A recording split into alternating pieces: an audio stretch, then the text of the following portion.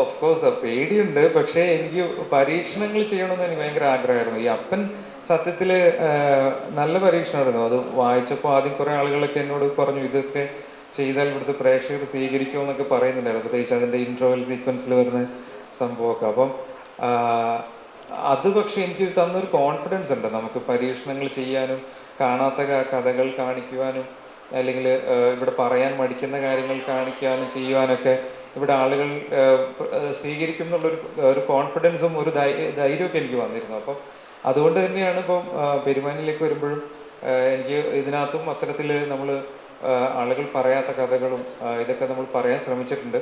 അപ്പം ഈ ഇതൊരു അപ്പൻ്റെ വിജയം ഒരു ബാധ്യത തന്നെയായിരുന്നു. പക്ഷെ എനിക്ക് ഇതിൻ്റെ കോണ്ടന്റിലും ഭയങ്കര വിശ്വാസമായിരുന്നു. പിന്നെ എൻ്റെ ആക്ടേഴ്സിലും എനിക്ക് ഭയങ്കര വിശ്വാസമായിരുന്നു. അവർ എല്ലാവരും ഇഷ്ടപ്പെടുത്തും എന്ന് എനിക്കറിയായിരുന്നു.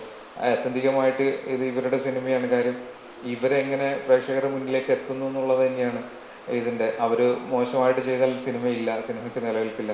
അപ്പോൾ തീർച്ചയായിട്ടും ഇവരുടെ ഒരു പെർഫോമൻസിൻ്റെ ഒരു വിശ്വാസത്തിൽ തന്നെ ഞാൻ മുന്നോട്ട് പോവുമായിരുന്നു. അപ്പം അത് എനിക്ക് എല്ലാവരും ഭയങ്കരമായിട്ട് പോസിറ്റീവായിട്ട് പറഞ്ഞ് മെയിൻ കാര്യം ഇതിൽ 70ഓളം ആക്ടേഴ്സ് അവർ ഡയലോഗ് പറയുന്ന ആളുകളും വൃത്തിയായിട്ട് ഇപ്പോൾ ബാക്ക്ഡ്രോപ്പിൽ നിൽക്കുന്ന ആളുകൾ പോലും ഗംഭീരമായിട്ട് പെർഫോം ചെയ്തിട്ടുണ്ട് എന്നൊക്കെ ഒരുപാട് റിവ്യൂസൊക്കെ വന്നു.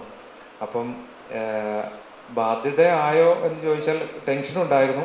ഞാൻ 2 ഷോ നടത്തിയപ്പോഴും ഞാൻ തിയേറ്ററിനകത്തേക്ക് കയറില്ല, പുറത്ത് തന്നെ കറങ്ങി കിടക്കായിരുന്നു.